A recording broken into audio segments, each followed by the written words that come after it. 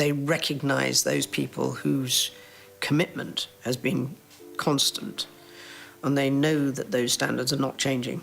Princess Anne and King Charles have shared a lifelong bond, from their early childhood to their roles as key figures in the royal family.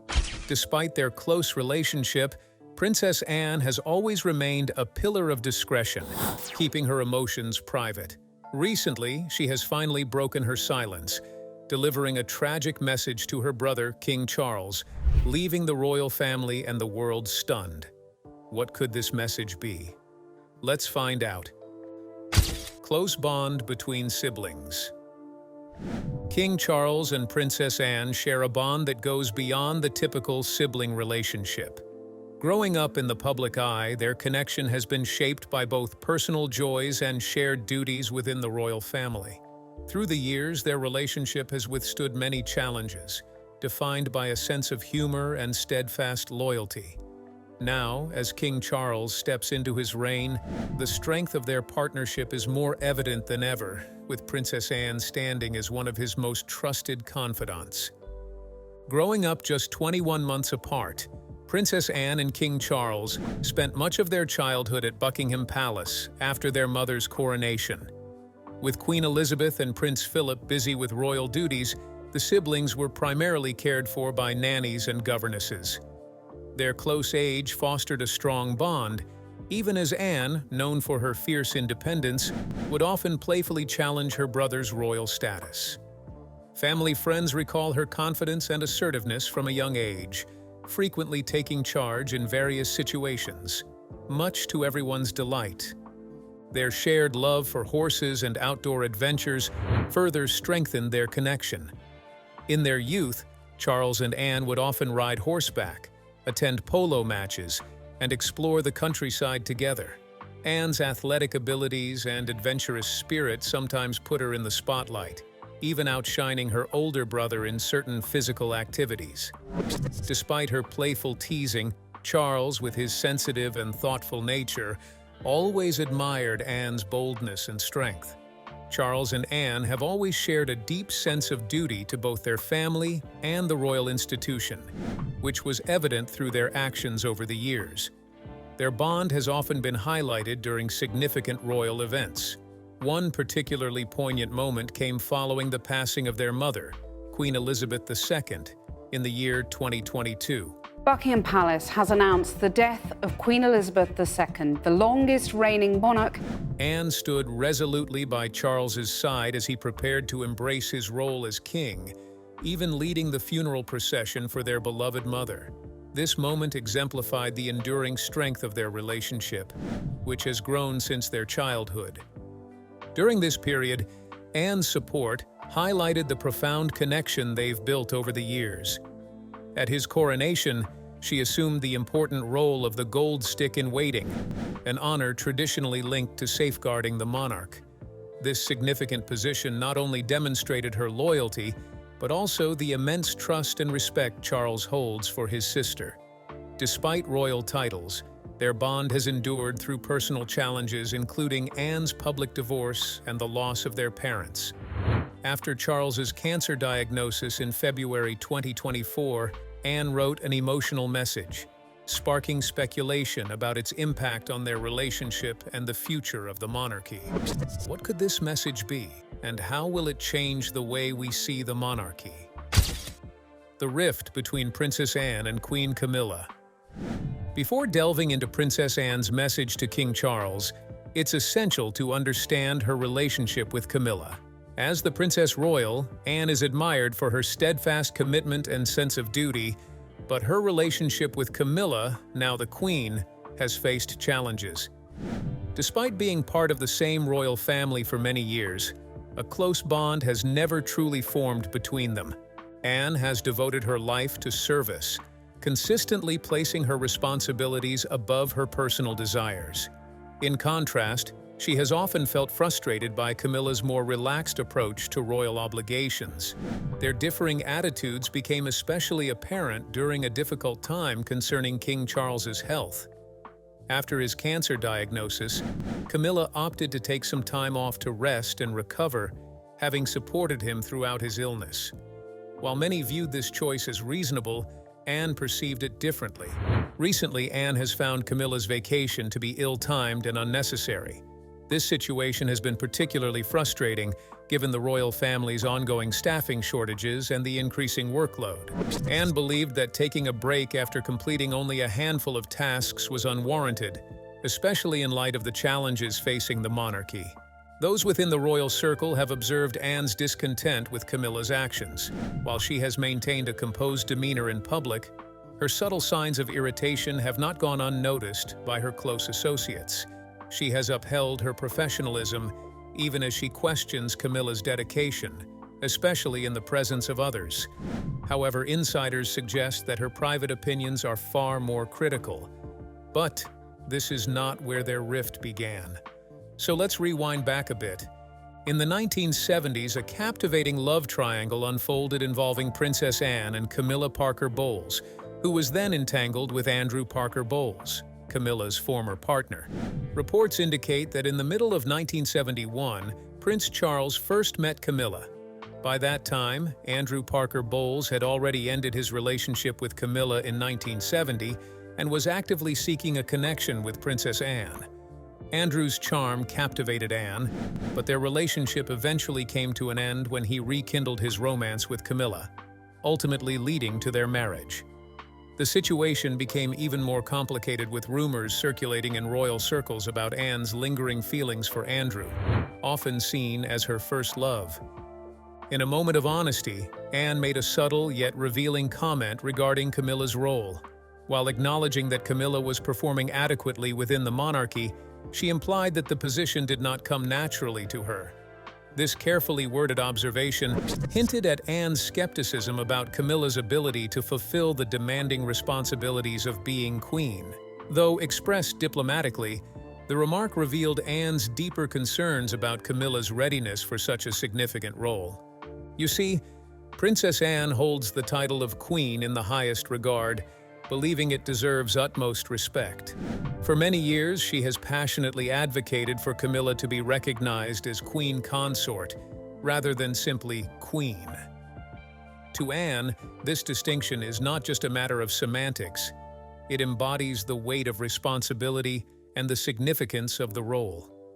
Her concerns stem from a lifelong commitment to supporting her brother Charles, and a strong belief that the monarchy should be upheld by those who exemplify duty and loyalty. While Princess Anne is widely recognized for her generosity and charitable work, many remain unaware of the deep heartaches and sorrow she has endured, often hidden behind her radiant smile and composed exterior. What pain has Princess Anne kept bottled up? Could it be connected to the message she delivered to King Charles? Let's find out. Sad story from her early years. The common perception that a princess lives a life straight out of a fairy tale sharply contrasts with the reality faced by Princess Anne, whose life has been marked by hardship from an early age. Born on August 15, 1950 at Clarence House, she is the second child and only daughter of Queen Elizabeth II and Prince Philip, Duke of Edinburgh. Despite her privileged upbringing, Princess Anne's childhood diverged significantly from the idyllic narratives often associated with royalty. From a young age, she bore the heavy burden of expectations and responsibilities, which profoundly shaped her formative years.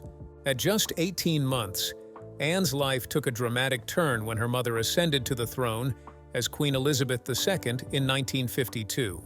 This transition meant that her mother had to prioritize her role as the monarch over her duties as a parent.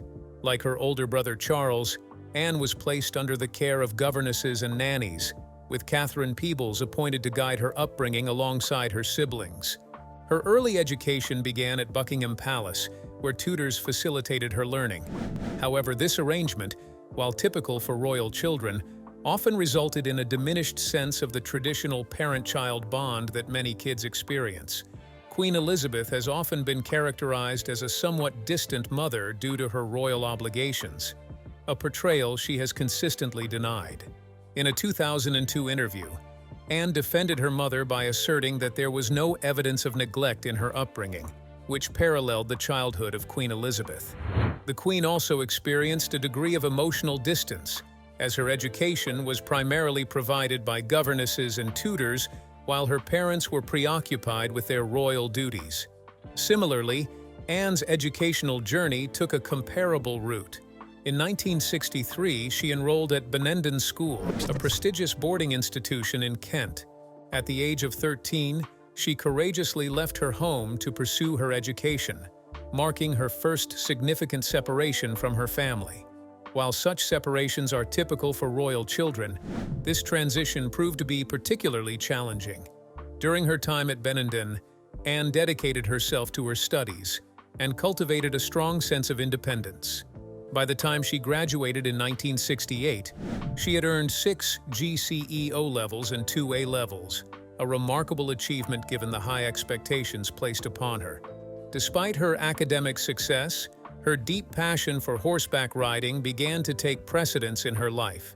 This fervent love for horses would ultimately shape her identity, leading to numerous achievements in the competitive sports arena. Princess Anne's equestrian career stands out as a significant chapter in her life. In the early 1970s, she emerged as a skilled and committed equestrian, competing in prestigious international horse riding events.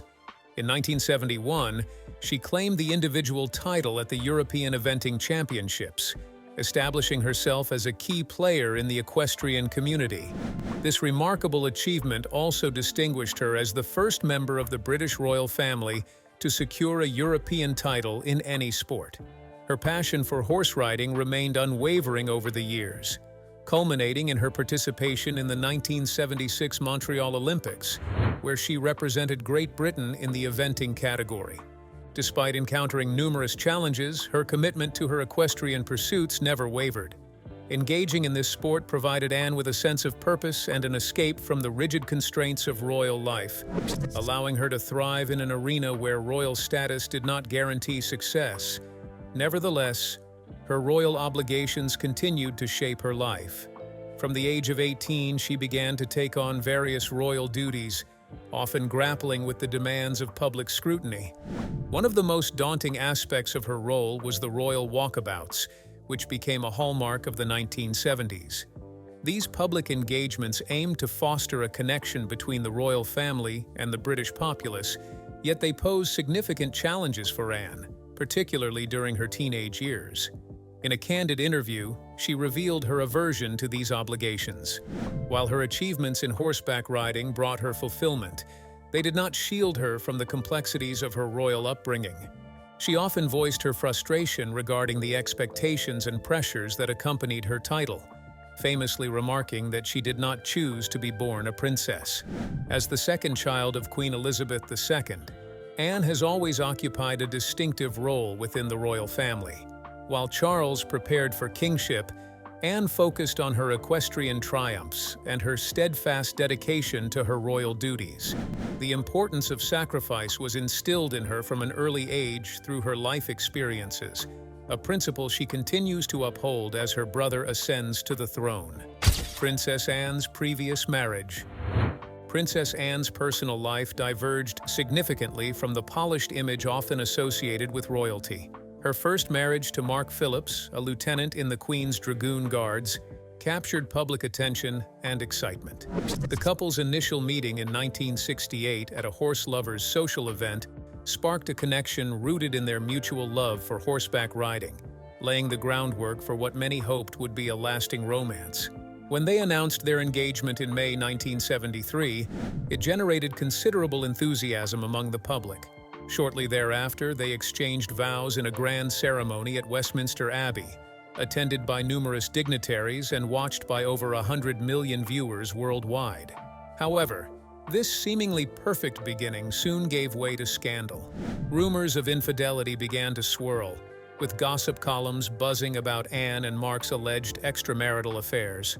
Mark was frequently linked to various women, including a British television presenter, a Canadian PR executive, and even an Indian escort. Meanwhile, Anne was rumored to be involved with actor Anthony Andrews and her personal bodyguard. Yet, the most sensational gossip revolved around Commander Timothy Lawrence, who served as the Queen's equerry, intensifying speculation about their relationship. By 1989, the marriage had unraveled, and the couple publicly announced their separation.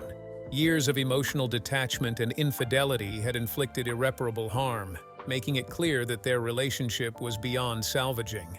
The marriage faced its ultimate crisis when it came to light that Mark Phillips had fathered a child during a fleeting affair with Heather Tonkin, a New Zealand artist and educator.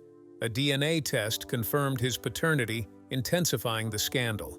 This revelation not only extinguished any hopes of reconciliation, but also attracted considerable media attention, amplifying the public scrutiny surrounding Anne and Mark. After years of speculation and personal turmoil, Anne and Mark officially divorced in 1992. While the disintegration of their relationship was deeply personal, it became fodder for public gossip as it played out on the world stage. The divorce signified the end of a tumultuous chapter in Anne's life, yet it also paved the way for a more tranquil and secure future. In December 1992, Anne embarked on a new journey by marrying Commander Timothy Lawrence later that same year. This wedding was notably smaller and more intimate. Held at Crathie Kirk, a quaint church near Balmoral, the ceremony was attended by just 30 guests. The stark contrast between the opulence of her first wedding and the simplicity of the second highlighted Anne's preference for a more personal celebration. For this occasion, she chose a simple white jacket paired with a knee-length dress, a far cry from the extravagant gown she donned at Westminster Abbey. The understated nature of the event symbolized Anne's shift towards a quieter, more private lifestyle. Unlike many royal partners, Timothy Lawrence was not bestowed with a noble title, emphasizing the couple's desire for a more straightforward existence, distancing themselves from the pomp and circumstance typically associated with royal life. Following their wedding, Anne and Timothy adjusted to a quieter way of life, avoiding the media attention that had surrounded Anne's previous marriage. Even with the gossip and controversies from her history, Anne discovered tranquility and security in her relationship with Timothy. Their partnership has remained strong through time, giving her the friendship and encouragement she had been yearning for. Anne was able to concentrate on her royal responsibilities and personal hobbies without the public gossip that had surrounded her previous relationship. Timothy's calm attitude and unwavering assistance matched well with Anne's pragmatic personality, enabling them to create a life that combined public service and personal contentment. The difference between Anne's two marriages is remarkable. Her first union with Mark Phillips was characterized by widespread admiration from the public, extravagant celebrations, and constant media scrutiny. On the other hand, her relationship with Timothy Lawrence, although not as widely covered, has given her the stability and happiness she was missing previously. Unitedly, they have created a personal and rewarding lifestyle, showcasing their common beliefs and joint admiration. Anne's experience showcases her strength and skill in overcoming obstacles with poise. After the breakdown of her first marriage, she came out stronger and more determined, focused on seeking happiness on her terms. Despite being low-key, her second marriage enabled her to reconstruct her personal life while still upholding her strong dedication to royal responsibilities. Anne's narrative proves that even individuals from royal families can face personal challenges, yet by staying resolute, they can discover fresh starts. After their wedding, Anne and Timothy embraced a more serene lifestyle, steering clear of the media frenzy that had marked Anne's first marriage, providing her with the friendship and support she had long desired.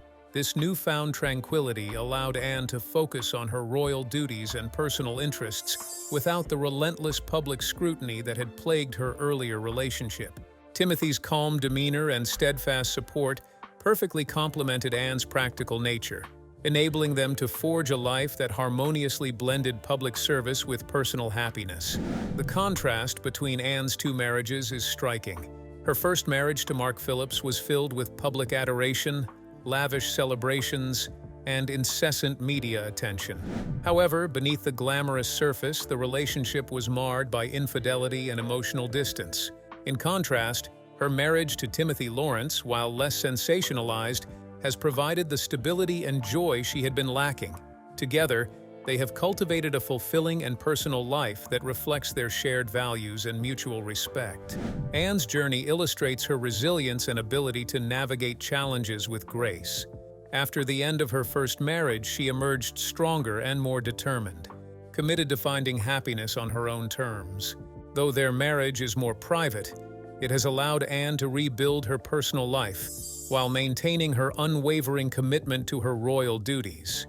However, this is not only the sad moments she had to face in her life. There were more. The three-day event is still just about amateur enough that I can keep up, but only just. Princess Anne. Sad moments. Princess Anne has encountered numerous challenges throughout her life, but one of the most harrowing events occurred on March 20th, 1974. On that fateful day, she and her then-husband, Mark Phillips, were returning to Buckingham Palace after a charity event when their vehicle was abruptly halted by a Ford Escort. This unexpected stop led to a bold and perilous kidnapping attempt. The driver of the Ford Escort, Ian Ball, emerged from his car brandishing a firearm and began shooting, injuring several individuals, including Anne's bodyguard, James Beaton, and her driver, Alex Callender. A nearby journalist, Brian McConnell, attempted to assist but was also caught in the crossfire. Ball's intention was to abduct Princess Anne, hoping to secure a ransom that he believed would benefit the National Health Service. However, Anne displayed remarkable resilience. When Ball demanded she exit the vehicle, she defiantly replied, "Not bloody likely." The situation could have ended in tragedy if not for the timely intervention of Ron Russell, a former boxer. Observing the chaos, he swiftly acted, striking Anne on the back of her head, which distracted the would-be kidnapper and allowed her to escape. The police arrived shortly thereafter and apprehended Ian Ball following a brief pursuit. Although Anne emerged from this ordeal physically unscathed, the incident left a profound mark on the nation. Her brother, King Charles, was reportedly deeply concerned for her safety, leading to heightened security protocols for the royal family. This event not only transformed the protective measures surrounding royals, but also solidified Anne's image as a courageous and unyielding figure, unafraid in the face of danger. Princess Anne encountered not just an attempted abduction, but also a significant hurdle in 1976 as she prepared to compete in the Montreal Olympics with the British equestrian team. A skilled equestrian, she had inherited her mother's passion for horses and was resolute in her ambition to represent her nation. However, destiny intervened when she suffered a severe accident during training, resulting in her horse falling on her and causing a concussion, bruises, and a fractured vertebra.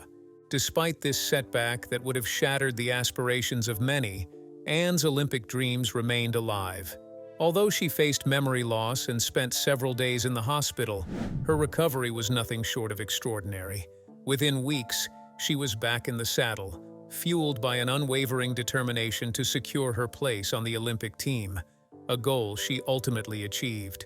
While she did not win a medal, her participation alone was a testament to her resilience and tenacity.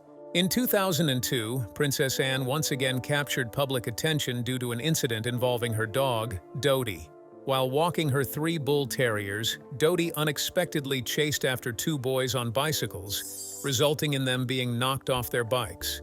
This incident escalated, leading to charges against Anne for failing to control her dog. Unlike other members of the royal family who often enjoy immunity, Anne faced the situation head-on. She accepted responsibility in court, paid fines, and committed to ensuring Dodie received proper training. This event marked a significant chapter in royal history, as Anne became the first member of the British royal family to have a criminal record. During this challenging time, her brother King Charles, who has always valued her pragmatic perspective, reportedly offered her quiet support. In addition to navigating these public trials, Anne faced profound personal grief. She mourned the passing of her father, Prince Philip, who died at 99 in 2021, and her mother, Queen Elizabeth II, who passed away at 96 in September 2022. The loss of both parents in such a brief period was a tremendous blow to the entire royal family. Nevertheless, Anne remained a steadfast figure, assisting King Charles as he adjusted to his new role as monarch. Sources indicate that she played a crucial role in managing family matters following their mother's death, even welcoming Prince Harry when he came to pay his respects. Anne's ability to maintain her composure in the face of significant personal loss has garnered admiration from both the public and her family, particularly from King Charles, who frequently turns to her for guidance and support, relying on her steady demeanor. Finally, let's unravel the tragic message sent to King Charles. I've seen the figures, and I've seen the figures and the effects of other people's aid, and The tragic message Princess Anne sent to King Charles. Following the passing of Queen Elizabeth, Princess Anne shared a heartfelt message with King Charles that took many by surprise. In her touching note, she expressed her desire to be excluded from his will. This selfless gesture highlighted Anne's character and caught the attention of Queen Camila as well. During a family gathering, it was noted that Anne maintained a focused gaze on Camilla, while Charles struggled to hold back tears, deeply moved by his sister's sacrifice. Anne's genuine and pragmatic message stemmed from her profound sense of duty and commitment to the monarchy. By opting out of any personal inheritance from their mother, she aimed to alleviate a significant financial burden from King Charles. Under British law, the entire estate can be transferred to the new monarch without incurring the hefty 40% inheritance tax. And Anne, ever the devoted sister, wanted to ensure this process went smoothly. As the only daughter of the Queen and a dedicated working royal, she recognized that her royal responsibilities would continue to be supported by the sovereign grant. Unlike her brothers, Prince Andrew and Prince Edward, she chose to manage her personal expenses independently, willingly forgoing a considerable inheritance. This decision exemplified Anne's unwavering commitment to prioritizing her family and the monarchy over her own interests, a principle she has consistently upheld throughout her life. Camilla was taken aback by Anne's choice and struggled to comprehend how someone could relinquish something so significant. The Queen Consort was left in disbelief when Anne calmly articulated that her decision to step down was essential for the monarchy's future. However, many witnesses contend that Camilla's astonishment stemmed less from Anne's altruism and more from her difficulty in grasping such a selfless act. This viewpoint has contributed to a growing public sentiment that Camilla may not be entirely suited for her role as queen, as she is often perceived as self-absorbed and lacking the unwavering support that a queen should provide to Charles. In contrast, Charles appeared visibly moved, revealing the profound impact his sister's decision had on him. Their bond is characterized by deep compassion and loyalty, and Anne's readiness to prioritize her family and the monarchy over her own desires deeply touched him. Yet, numerous observers speculated that Charles's tears were not solely a response to Anne's generosity, but also a realization that he lacks a queen who embodies the same level of selflessness. Some believe that despite Anne's steadfast support throughout the years, Charles longs for a partner who would share that same devotion to him. Anne was excluded from the Queen's inheritance despite her loyalty, as all assets, totaling around $850 million, were allocated to King Charles, ensuring the crown's financial security. Nevertheless, Anne had already come to terms with this decision, quietly embracing the responsibility of upholding the monarchy's stability, even at the cost of her rightful position. What do you think of Princess Anne?